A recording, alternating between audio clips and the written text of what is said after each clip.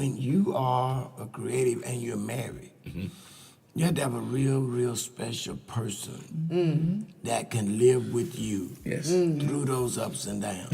In these times, entrepreneurship planted in these minds, in these skies, living off my living. Yeah, I'm in the high. In these times, entrepreneurship planted in these minds, in these skies, living off my living. Yeah, I'm in the high.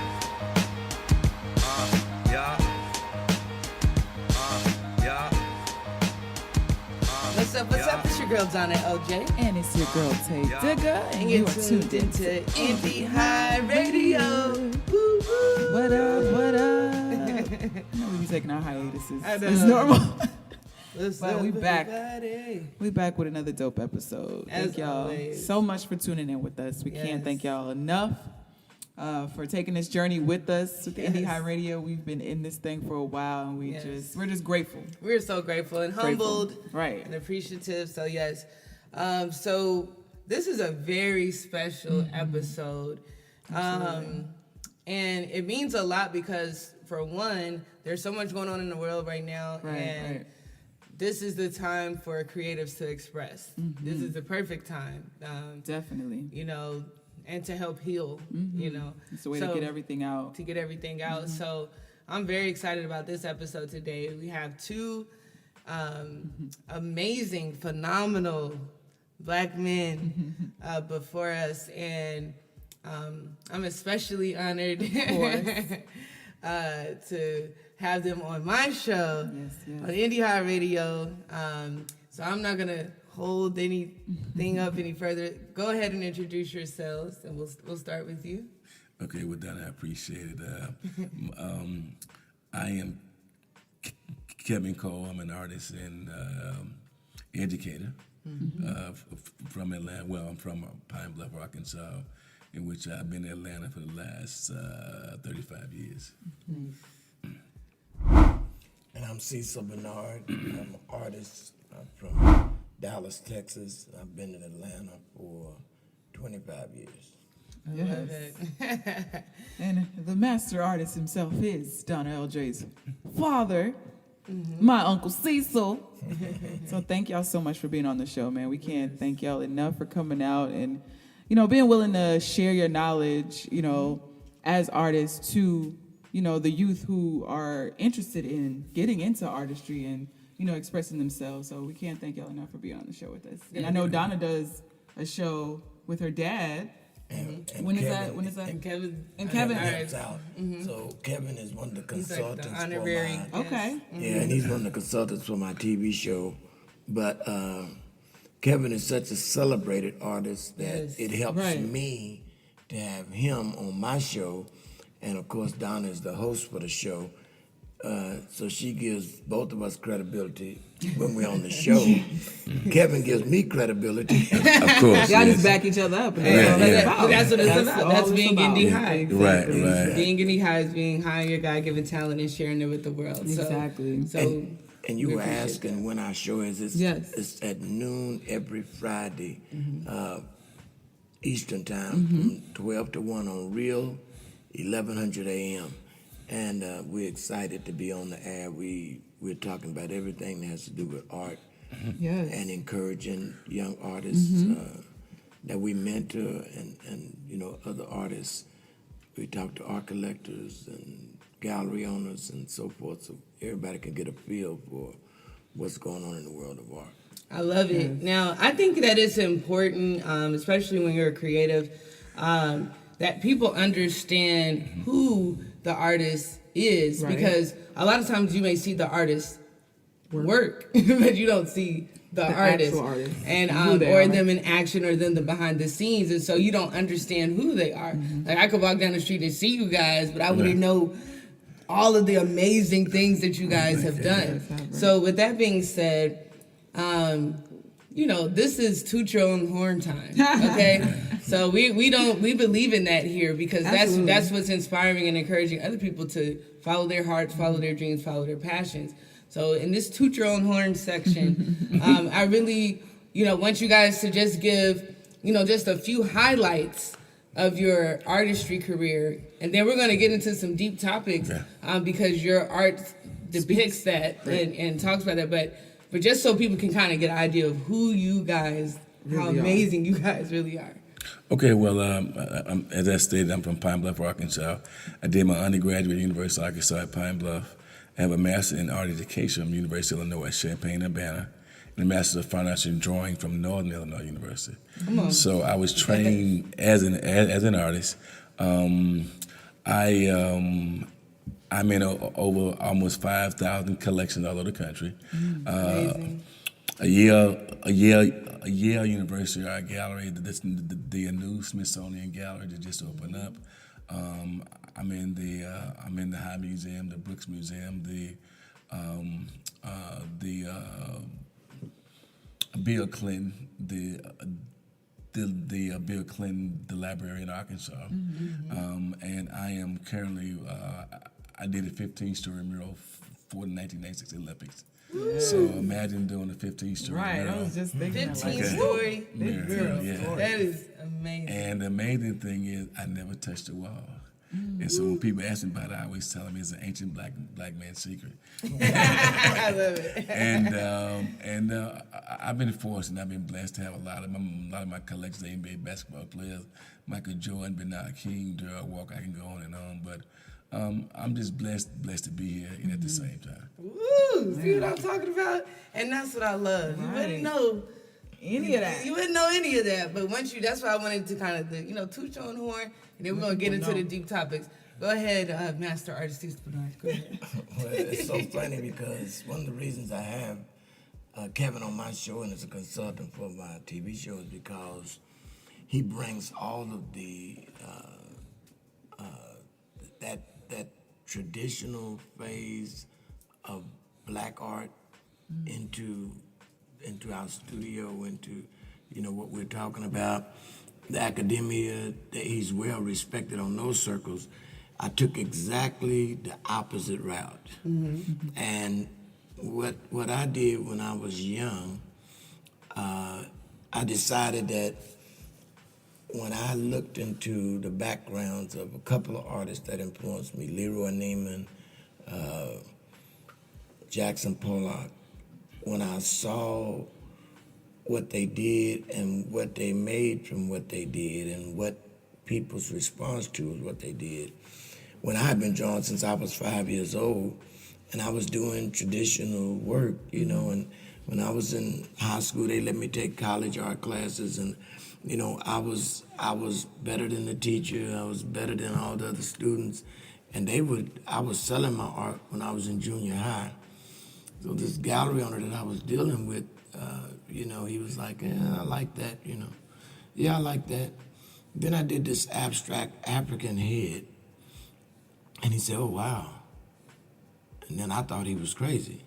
And I'm like, okay, I just did this in 15 minutes, I really, he said, well, if you, of all the art that you brought me, this is the piece that I would appraise. I said, well, then appraise it. I know that's right. He appraised it. Do it then.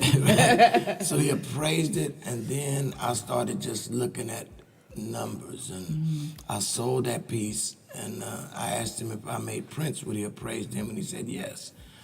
And he told me how many to make, what kind of paper to use, what to tell them. And so I did that, and when I sold the first 3 prints, I paid for the printing, I paid for, and so I'm like, okay, this is not as hard as I thought. and so then, registered my business. I was 18 when they did the first article about me, in the Dallas Morning News, which is the largest newspaper in Texas. And it was a weird feeling walking down the street the next day after that article came out. And somebody said, did I just read about you in the paper yesterday? And it was like, oh, wow. And so when my come to Jesus moment was, somebody told me that they wanted some art. One of those people that like to do things a certain way. And so with this, I said, no, I'm just going to let myself go. I'm just going to do it. And so the pieces that I did took about 20 minutes each. And so they asked me how much was it. The piece was complete, but I just did it so fast that I was like, I'm gonna throw out a number. If it sticks, this is 1970. If this number sticks, this is what I'll be doing. Mm-hmm. So I told them it was $750 each, and so they said, "Oh, great, that's a good deal." So I took the money, and that was when if you made $500 or $600 a month, that was a good salary. Oh, absolutely. Right. And so I got $1,500 for 20 times 2. So my life was changed. So then I knew I would be doing this. The problem came when I thought it would really be that easy. And so, it might have been another month before I made another sale. Right. And I didn't save the money, and I was just having fun. And so that's when, reality hits. And so just stumbled upon hanging out with some athletes because I played basketball. Ended up at the Cowboys practice field. And so one of the Cowboys asked me what I did. I told him, and he was saying, I need you to do something for me. So I did something for him. And so when I brought it to him, everybody really liked it. And so one of the other Cowboys asked me, would I do something for him? And I said, of course. So I did something for him. Then I went back to my friends and said, man, I did some art for Robert Newhouse and Charlie Young. And they were like, man, you don't know them. You weren't. No, I was out there. I was playing basketball with them, because they had a basketball court at the practice field. And the reputation started there. Did offer several other of the Cowboys. And then just ended up doing art for the Mavericks and ended up just getting articles written about me because that was my hometown. Once you get one article, you can make a phone call and say, hey, right. And they would come out and interview me. It was really weird. My other friends were going to, they were having shows and stuff, and I was dealing directly with money. And they had money, and what I found out was, and Kevin can attest to this, they are very cliquish. Yeah. They don't trust people that's not in their circle. And so if somebody tells them, oh, that's a good guy, he's a bad artist or whatever, they all in. If one person said, don't fool with that guy, you have the plague. And I've seen them cut off people, out there, and then the security would say, hey, they want you to leave. Yeah. And I'm like, woo. And I had one of the basketball players tell me, one of the Mavericks tell me, said, of all the people that come to the practice court, they said, we were sitting around talking and we said, we like you the most. And I'm like, what? And this was way after the fact, Right. And I was saying, why did they say that? They said, because even though we bought stuff from you, we didn't always have the money with us. Sometimes money be in the bank, we didn't carry money, we just, and they were saying, you never hassled us about the money. You didn't come out there talking loud and saying, where's my money? And they said, you just will always act like it wasn't a big deal. And everybody liked that about you, because they said, I meant to bring his money, I forgot. And they said they'd be talking among each other. Right. They should have stopped at the bank. Now, Cecil's cool, you can bring it, bring it whatever. And he just enjoyed that. And so I went that route, started dealing with a lot of athletes and entertainers, and I set up a situation with the hotel downtown where they had entertainers come in. But the way this hotel was designed, it was a real upscale hotel. But they didn't have people come in and do one-night stands. So everybody that came had to stay at the hotel, and the hotel would only seat in that exquisite place. It only sat about 150 people. Okay. So they would sell it out like 2 weeks. And so that person would come and stay, and they would come. And so I got in with the PR people. I would talk to them, who's coming next. They would tell me, they would give me the road manager's number. The road manager's job was not to say no. His job was to take the information to the people. And so they couldn't say anything until they saw it. So I would say, hey man, I'm an artist and I sold art to this person, this person, this person. Right. I'd like for them to see it when they come. And if they see it and they like it, then we'll talk. If not, you won't hear from me. I'll never meet them, you know. And so people will come into town, and I got to meet a lot of celebrities back then. It was very exciting, and, you know, just sitting down, talking to celebrities one-on-one for the first time, and them just, you know, taking me at face value and saying, I really love this piece. What were you thinking when you did it? And we're sitting in the lobby, but it's security. It's not a hotel. You can just come in and wander around. You know, when you come in, you either stay there or you're going to see somebody. They didn't just let people wander in. And it was a beautiful... So speaking of that, because I feel like you're being very modest here, so we're gonna get right to it. You know, so let's talk about, you know, from that, and I love the grind of that because that was just like you kind of like self-made. It shows it's all about determination, figuring things out. Like 1 + 1 is 2. Okay, well, let's go ahead and apply that here and here. Okay, cool. So I love that. What's wrong with it? But go ahead and speak about your top client because this is Toot Your Own Horn section. So you know. Who are your top clients that, you know, you can say, hey, you know, did my thing? It's so many stories behind these clients. It's really weird, but when you start talking about, I guess, name recognition, Usher, Ludacris, Magic Johnson, Doc Rivers, it's so many. Blair Underwood, doing something for Samuel Jackson now, doing something for Angela Bassett now. It's I mean, that's plenty. I think we get it, you know. So no, that's fine. And, a lot of black excellence. It's a lot of black excellence, and the whole point, like I said, is so people know. You know, like we've talked about on our show, An Artist's View, you know, it's a lot of people that are scared to just follow their dreams. They're just, especially for financial reasons. I mean, creatives in general, I know definitely artists, but creatives in general, they're scared to just jump and then say, okay, I can actually make a career out of this. I can actually do this. But yes, it is a lot that comes with that. Say your personality wasn't as spontaneous and or outgoing, social, you know, you weren't as sociable as you are.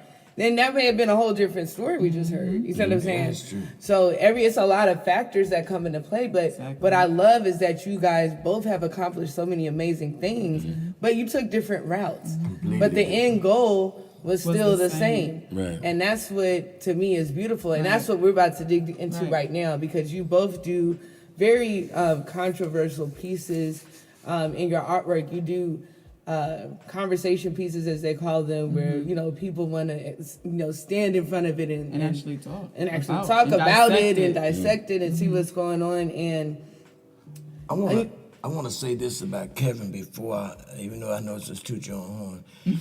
One of the things that I admire about Kevin is because academia, I know a lot of artists who are educated, but they're not 1/10 as creative as Kevin is. And that's, to me, what separates him, because you don't usually find the business person, the academic, and the creativity in one house. And that's what he has. And it's so rare that he just rose to the top with that. And that's what I admire about him, because for me to come from nowhere where nobody knows me, but just having such a strong influence of clients that they just kept doing peer buying, that was exciting for me. But when I knocked on the door of the art world, they were like, we don't know you. But I mean, I made this much money, we still don't know you. And then the only thing where I got some help was that my cousins, two of my cousins were two of the top 10 black artists in the world. And those two began to mentor me and talk to me, and they admired what I did. And they were like him. And so I was like, okay, so I can have a conversation with Kevin if I can talk to my cousins. It was a beautiful thing. I wanted to get into that too before we dive into dissecting their artwork. How important do you guys feel it is? Because you guys did take two different routes in your careers. How important do you feel it is for the youth to have mentors to guide them, in the right direction, so they're, going down the right Well, you path? know what? I think it's very important, and I think when you think about history of black colleges, and I went to the University of Arkansas at Pine Bluff, which is a HBC. And matter of fact, I was so glad to look at, they ranked the top 20 African American historically black colleges. Right. They ranked them in terms of our department, and we were ranked number 4. Wow. Okay. That's awesome. So that was awesome. But the thing is, when I graduated from high school, I wanted to be a welder and a bricklayer. I think I could make enough money in the summertime would last me all winter. Even though I had 11 scholarship offers, some were in art, some were academic, and some was sports. Yeah. But then I met 4 men that changed my life forever. And the University of Arkansas, and when I went there, you talking to these guys, and I didn't know how big they were until later when I got there. And because I studied speech impediment, I was like, okay, I'll do art and let my art speak for it. Right. So I wasn't saying anything. Found out that wasn't true. Okay. And, you still got to talk about it. Yeah. But then the mentorship came. I tell people the reason I was able to get a lot. I praise God for it. The reason I was able to get a lot of recognition was these guys. They would tell me what to do and what not to do. And I tell you a story. Everybody they laugh about this. And my sophomore year, they had a group of kids from this high school was in the art gallery. They was visiting the school to visit university, and they told me to go inside and get them quiet. It was real noisy. So being a sophomore, I knew high school kids like to talk about relationships. I played this game with them, so they was like, what you say? I said, I just played the game with them. So then one of my professors said, you know what? You should think about teaching. I'm like, dude, not me. So then they said to me, well, what we're going to do, we're going to plan for you to do this and do this. They planned about my future. And they said, we want you to go get your master's. I said, I'm sorry, I don't play golf. Okay? Because I had never heard, I didn't know about a master's degree because my parents didn't have one. Right. So, they all laughed. And so that was my way to get a good education and take that route. And so now, and in the meantime, and one thing I like about Cecil is, like we've talked before, it's like each one teach one. Right. And my parents told me a long time ago, nobody gets anywhere all by themselves. And for me, it always started with your Lord and Savior Jesus Christ, and they'll put people around you who will protect you, right, and then also get you where you need to be. Exactly. And that's what, and I think our relationship started then, because I don't know if you remember, but I was at his house with somebody else. He was talking about this show, 15 years ago. That's Wow. right. Okay, and he kept saying, well, I'm gonna do it. So, oh, yeah, okay. I'm like, and so he would call me. But the thing about it is, it's not just about you. I think God give you talent for you to share with somebody else. Right. That's what Okay. how it is. Okay. And I love this, and that's what I want. That was the whole point Exactly. of what I was about to say. Everything when you're walking in your light, and I think you both have explained that in just telling your stories. When you're walking in your light, then all these things, doors will just open, windows, doors. The red carpet will be rolled out, and it's amazing because it's like we spend most of our lives running from that, Right. and it's like we don't realize if we're walking in that. Everything is already planned out for us. Like everything is already made. One of the so things amazing. that happens is like when you in education, first thing the parents tell you when they tell you their child want to be. I mean, I started Successful Magnet Program. I started Tri-City Magnet Program. Outcast was there. Candy Birds was there. Escape was there. I started the magnet program at Tri-Cities. And then I took a 2-year leave of absence to do the Miracle for the Olympics. Then I started the program at North Springs. Raymond Simone was one of my students. Wow. Okay? All right? So then people come in saying, well, you're gonna be a starving. There's no such thing as a starving artist. There's such thing as a starving lazy artist. Okay, and I tell the students because I taught at SCAD. I taught a class called the business of art. The business of art had to deal with how do you make it as an artist, and you can do it. Right. Okay. You can. I mean, it's just like anything else. It's putting the time in. Okay. Then, like Cecil was saying, meeting people, and and the thing about the basketball players and the football players, they have disposable income. That's the key. And I'm a living witness. I would tell people that, like when her Harvey Grant wife would come in and buy a piece, and then I say Michael Jordan piece got a piece this size. She said, I want a bigger one. Okay? and I would say, you know what? Let me make you a bigger one. Right. Okay? but it's the whole thing, and then when you think about it, everything is created by somebody. Right. And art is that an avenue, but it just right now it's cool to be an artist. But I know what Cecil was saying, like back when we were coming up, it wasn't cool to be an artist. I mean, I never shall forget. I told my dad, high school. I mean, when I talk about my dad, I told my dad, I said, well, you know what?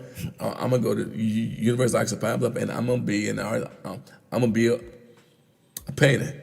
My dad had been drinking, and he went outside and got a paint to me. Go outside and paint the house. Okay, but it wasn't later. It wasn't until I was 41 years old when he came here, and we spent time together. And there was a collector that came to my studio. I was working on a piece that was abstract, and then the collector gave me $7,000. I hadn't even finished the piece. And then my dad, tears started to come down. He said, I never thought you could get that kind of money from being an artist. And then he said, well, now I see why you were able to send us money every month. Wow. But then he said to me, he said, I am so sorry. Wow. Wow. Now, let's dig a little deep here. Right. So, with that being said, we always like to talk about the ups and downs and on our show. How being a creative, when you follow your dreams in general, even if it's not just being an artist, it could be doing anything. Doing indie high radio, right? Yeah. Right. So when you choose, to do that, and you get pushback. Oh yeah. From your circle, from people around you, how did you guys kind of float above and get through that? Or if you're still going through, how are you guys maintaining your mental? We're dealing with a lot of people say not believing in you or. And things like that, because I can speak, I can be honest, and we're real here. Right. Growing up with my dad as an artist, it was very hard for me to feel like a normal kid in the sense of money fluctuated. Right. Oh. So I'm looking at my friends' dads who, they have, as they say, normal jobs. You know what I'm saying? So it's like they got that 9 to 5, that 2 week checks. So it's like when things come up and tuition, this is, boom, everything's already set in place. They're budgeting out. And I'm seeing with my father, I'm like, well, okay, I've seen him make $25,000 in one sale, but then it may not be another sale for 3 months. You know what I'm saying? So I realized, wow, okay. Are you guys something to drink? I mean, I'm just saying. I'm gonna let Cecil after that one. I come by there, but you got something to drink.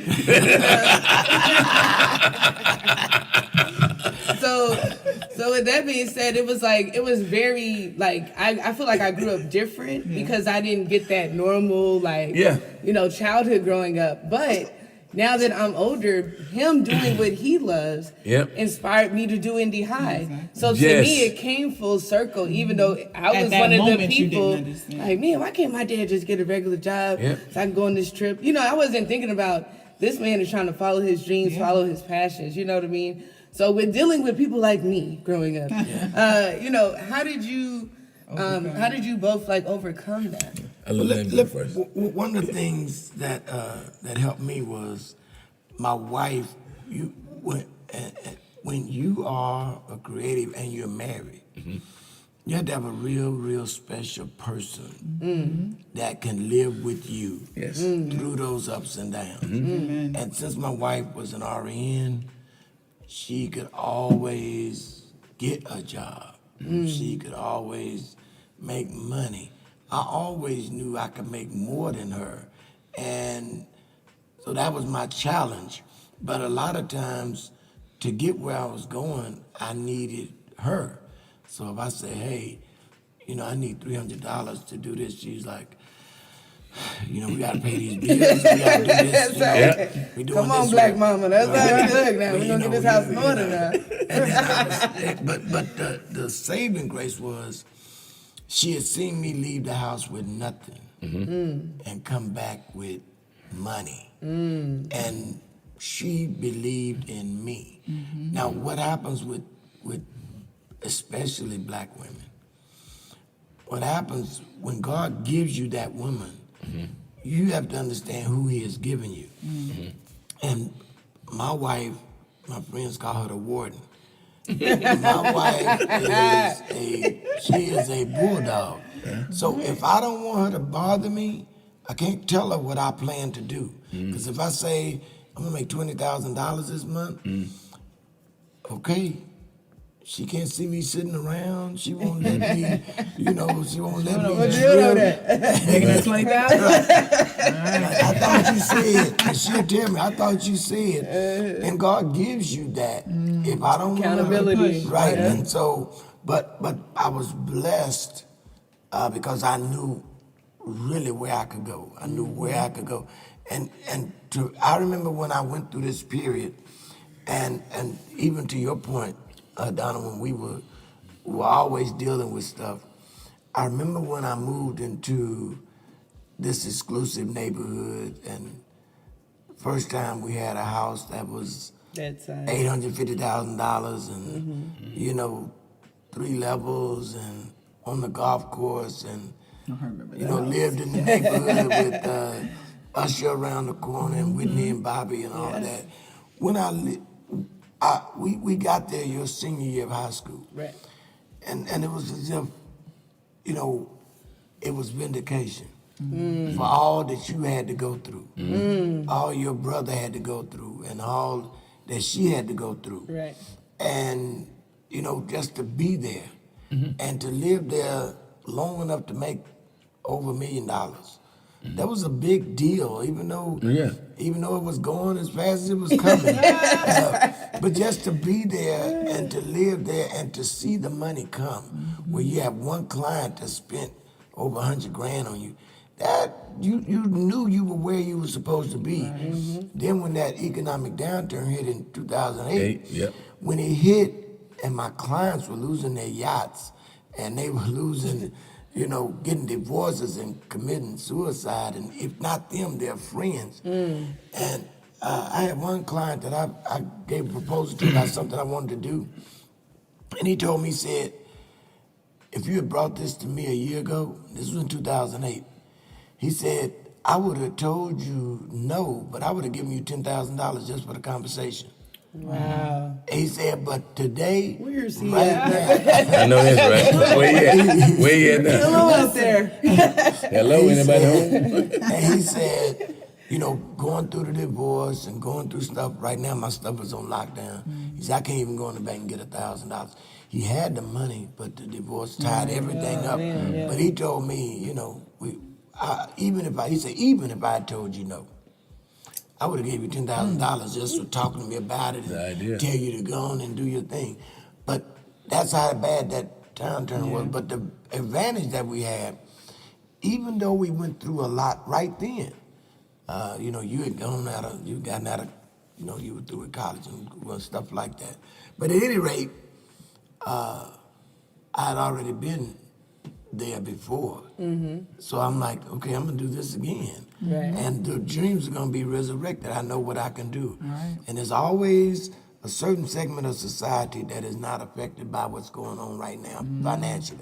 It's a certain set that doesn't realize that we're in a recession. It's a certain, they have that money, and like he's talking about the athletes, the money is so liquid. It's so liquid, and it's new money to them.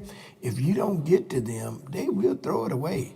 I mean, you will see it. I remember one client that I had, young boy, millionaire, 7 feet tall. He had 2 Mercedes. Now, there's nothing wrong with it. They were the exact same car, one was black and one was white. And I was like, I got money to do. This How is- can I just say? I just said, this is crazy. Color should I? And so I said to myself, no, I need to get some of this. I see right now, these are not good decisions. Let me Let me help you. Let me help you with this. let me cut it. Let me help you understand. And what about you, Kevin? How did Well, you do it? we know mine was a different route in which, you know, it's funny because I tell the story that I was married before and then I got divorced. And my first marriage was with a young lady, and we were out in California. And Danny Glover's ex-wife had a gallery there. Oh, she's a bad Okay. lady. Okay. My ex-wife had said some things, and Danny Glover heard it. So Danny Glover told me something. He said, you know what? He gave me a book. He said, 87% of the artists that keep working get married at least twice. Wow. 87%. If you're going to do it, and so your art become your mistress. Okay, okay, and that was true for me. And it was later when I got divorced. I mean, my wife now, I'm with. We've been together for 20-some years. But the thing is, I had to train her.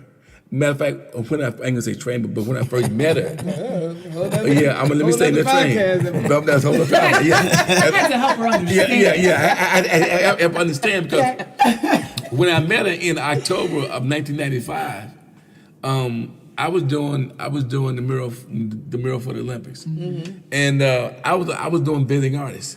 I didn't talk to her again until January. Okay. She said she called me in my studio, and then another story. She said she called and left a message. But anyway, we didn't. You was in the zone. Yeah, right. So we talked again. So I was always on the road. Okay, but it took a while to understand this is who I am. All right, this is my lifestyle. Okay, this is my lifestyle. Now, and I often say, you know what? I'll marry me too if somebody paid all my bills. Come on, somebody. Right.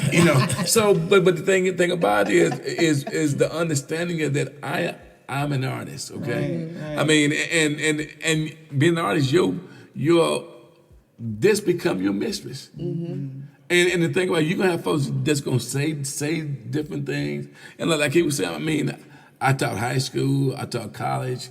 But I had to come home and I would always work because this was my dream. So now I am enjoying my dream. I've been retired since 2016. That's beautiful. I got He's 3 not studios. retired. He's not retired. 3 studios Still working. on 4 acres of land. Come on now. So this is the thing that I strive for. And it's funny because my daughter, she wanted me to stay her last year for her to graduate from high school at Westlake, okay?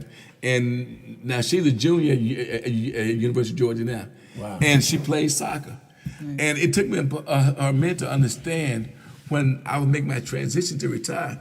The reason I retired was, okay, here I am. I tell people, I said humbly, if you Google me, I'm an art consultant for the college board too. Okay, 100% of my students pass the college board exam. Wow. I mean, okay, 100%.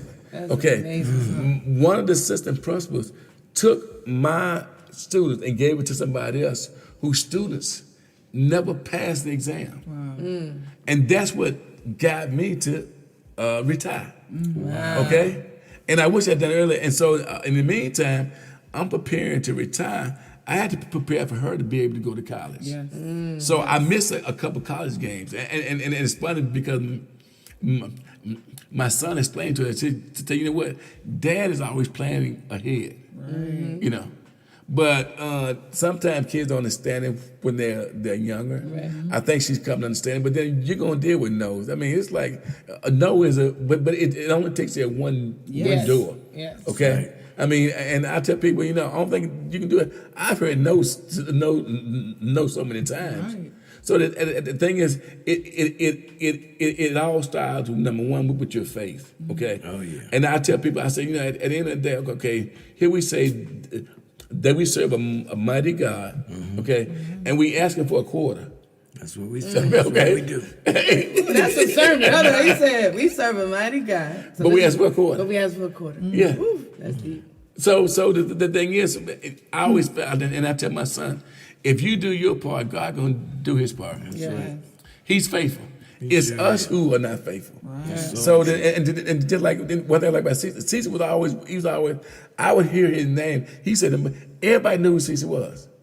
I mean, I would hear his name. Cecil Bernard. Who the hell is Cecil Bernard? I would hear that. So then when we finally met. I'm like, okay, and I'm like, this brother is getting it done, okay? I mean, and like I said, there's no such thing as starving artist, such thing as a starving, lazy artist.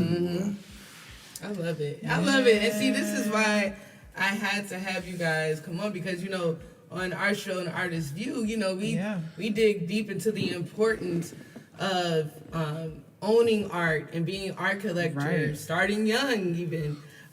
And how the beauty of art is that it appreciates. So once you buy it, then boom, the value already goes up. So you're just investing in yourself and your net worth, really. That's it. So you have to keep those things in mind. And a lot of people in our community are not educated on that. Right. And so now that we're at the end of this show, we're not oblivious to what's going on in our world. We have COVID out here. We got all the injustices going on right now. Just heard the Breonna Taylor's murderers. Every time we even talk about that. But, just to speak on that, I appreciate, you guys using your creativity to kind of speak and put out there these images to provoke conversation and healing and just realism of what's really going on. Right. How have you guys been dealing with these times as creatives right now? We know, okay, the way I'm dealing with, okay, number one, my work has always been about three main issues, now four. Number one, the story my grandfather told me. Number two, the relationship between sight, sound, and color was dealing with the relationship between music like gospel, R&B, jazz, in the prevalent community. And number 3 and 4, Hurricane Katrina, as well as September 11th. Now the coronavirus, which is to change the lives forever. Right. I'm talking about the story my grandfather told me. When I graduated from high school, my grandfather took me to a tree where African Americans were lynched by their neckties on their way to vote. Wow. So when you see my work, you'll see the necktie image in there. Wow. Okay, they are weaving in and out of different sections. I started a series called Fragments of Frozen Sound, which was about where the storm, Hurricane Katrina, where I was mapping the path of the storm. Wow. Okay, so I was weaving these necktie shapes and scarf shapes in between these patterns. Now, if you go to my website, all my titles are positive titles. They are about faith, they're about hope, and they are about healing. Example, one of the pieces that Michael Jordan, the ex-wife, bought was, if I change my name tomorrow, will my journey stay the same? Wow. And it was about Michael's dad being killed. Yeah. All the money he had, but he couldn't save his dad. Yeah. And the thing is, when you look at the other pieces, if you go in the new international terminal at Hartsfield Jackson, I'm the only American artist in there. I did a 20 feet by 55 feet installation called Soul Ties That Matter. And they're about, I went there for 7 days. I talked to people from 47 countries about what are the most important words that you instill in your family. It was faith, family, peace, love, hope, dreams, and perseverance. Wow. Okay? So then you got these neckties and scarf shapes. The neckties, they represent men and the struggle. And the scarf shape, they represent of the struggle of women. So now I have a new series that is entitled The New Jim Crow. Whereas I have boys hanging from neckties and the American flag. Speak on it. Ooh, okay. Okay. That's and the last one I did in my own style with the necktie weaving, it's called A Prayer for Brianna. I did another one that was entitled 8 minutes and 46 seconds. Wow. Yeah.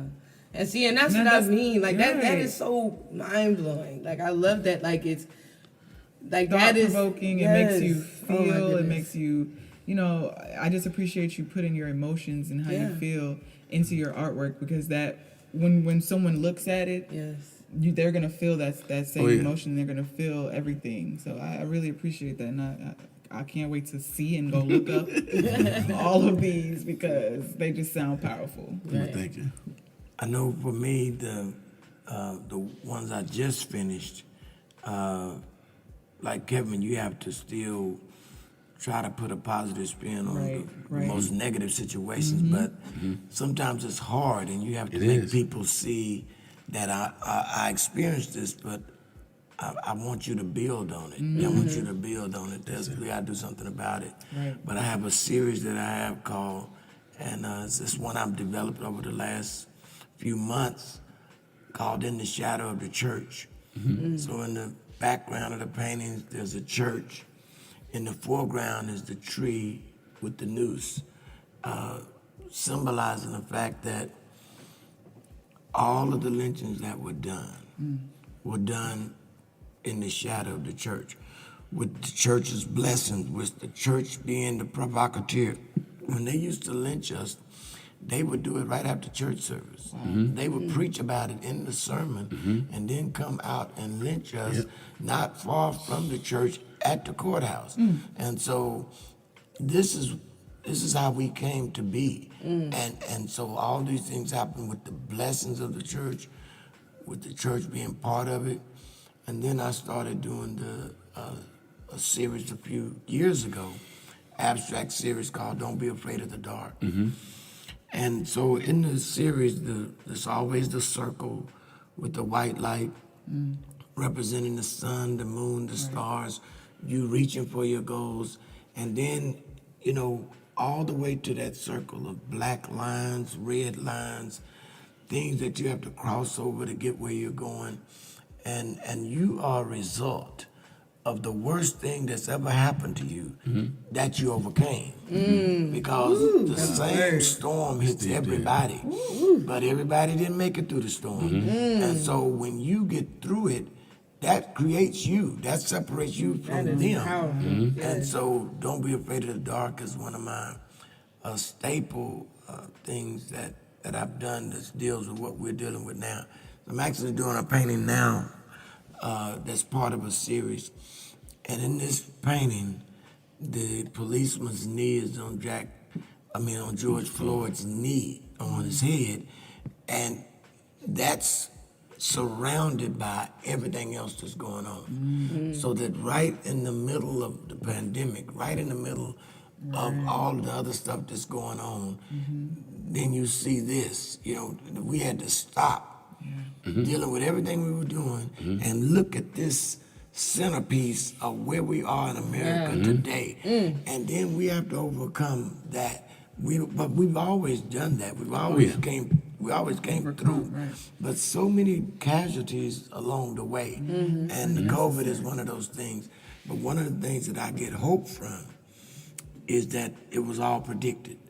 That the Bible predicts that men would grow worse and worse, that the love of many would wax cold. This is one of the signs of the time of the end. So it didn't catch me off guard, because I preach what I'm painting. And I paint what I'm preaching. And so when you know that it's there, you're already prepared. If I have to die, I have to die. If I live, I'm going to show this is what's right, this is what's wrong. And then we have to fight through the adversity by example, by staying true to who we are and what we do. So the beauty of it is I don't have to let my job, my employment, my mistress go to preach to what's happening right now. I would be disappointed if I wasn't able to express fully how I feel through what I do for a living, what I'm having to deal with. Because I'm watching it, and then I have to tell other people, it's going to be all right. Either way. But one of the reasons it's important to put God where he's supposed to be, one of the reasons that it's important to put him first is because in a parable that Jesus told, he said that a wise man built his house on the rock and a foolish man built his house on the sand.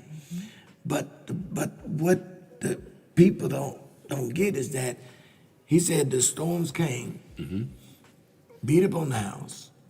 The one that was built on the sand had a great fall. But the point is that the storm comes to everybody. There are no exemptions from the storm. But how you deal with it. Right, but so in a lot of my paintings, I have 3 crosses. And those crosses represent decisions. Jesus on the middle cross. One man made a decision for him, the other cross made a decision against him, but everybody had a cross, including Jesus. And he says, if you're going to follow me, you're going to have a cross. But even if you don't follow him, you're going to have a cross. And the point is that everybody encounters the storm. When you have an anchor, How you deal then with it. you don't fear the storm. Come on, sir. You feel like, you know what, Oregon. whatever happens, I'm going to be all right. I'm like Sir to see the hold my mule. You said a word, though. He said a word, and now y'all see where Donna LJ gets it from. Yes, we do. Yes. See, I Absolutely. preach every episode. Yeah. Yes. So now you see where I get my preaching. Yes, it honestly. I get it honestly. How you deal with the storm? I love it. But it's the same. What he's saying can apply to anything. Exactly. And I think it applies to artists more because think about it. You don't really need. You can't smoke it. You can't drink it. You know. I mean, you can't. So you listen, have it, but for somebody to buy it and appreciate it, That's a big deal. and but it's your own spirit that's in the work, That's right. and then God's that's going what to they give you buy, right. your And see, spirit. God, I tell artists, people don't buy your work; they buy you. That's right. That's exactly right. So you're giving people a piece of piece you. of you. Yes. Every And time that's what they're someone taking. purchases. Yes. That's exactly right. Now, with that being said, you guys. That was a the great hype way. is That was a there. great little gem to Right. leave But out I with. love it. That's an awesome gem to leave out with. And so to close out our show, we always, because we want everyone to have the last impression. So we want people to know how they can contact you guys, how they can follow you, how they can see your work, and just continue to be inspired. How they can reach out to you, maybe email you, talk to you. How can people get in contact with you guys and check you out? Right. And we'll start with you, Okay. Mr. Kevin Cole. Kevin Cole, Instagram, Kevin Cole 2378. My website is artistkcole.com.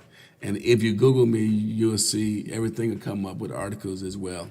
And I'm on Facebook, Kevin Cole, artist. Love it. And CecilBernardArt.com is my website.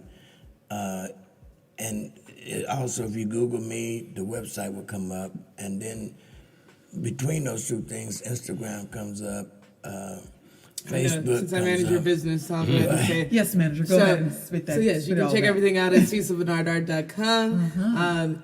Instagram is CB2237, and Twitter is Cecil Bernard Art, and Facebook is Cecil Bernard.